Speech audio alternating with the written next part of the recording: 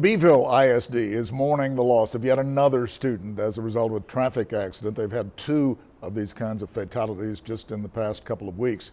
17-year-old Justin Salcido was killed over the weekend when he was struck by a passing car along the SPID access road near Everhart here in Corpus Christi. Salcido, a student of A.C. Jones High School, was reportedly helping to push a stalled vehicle off the roadway at the time.